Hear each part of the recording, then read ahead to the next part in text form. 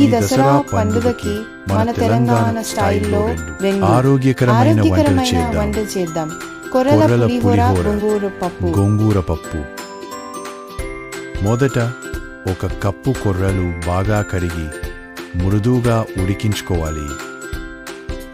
చిన్న నిమ్మకాయంత చింతపండు నానబెట్టి రసం పిండి పెట్టుకోవాలి.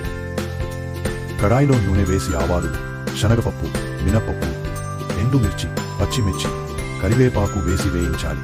తర్వాత ఉడికిన కొర్రలు వేసి బాగా కలిపేస్తే కొర్రల పులిహోర రెడీ. ఈరోజు మన ఛానల్లో చిట్కా: ఉదయం లేవగానే ఒక గ్లాస్ గోరువెచ్చని నీరు తాగండి. జీర్ణక్రియ బాగా జరుగుతుంది, శరీరంలో టాక్సిన్స్ బయటకు పోతాయి. ఒక కప్పు కందిపప్పు శుభ్రం చేసి బాగా ఉడికించుకోవాలి. గోంగూర ఆకులు కడిగి నీళ్లు లేకుండా ఉడికించాలి. ఇప్పుడు ఉడికిన పప్పులో గోంగూర వేసి బాగా మాష్ చేయాలి.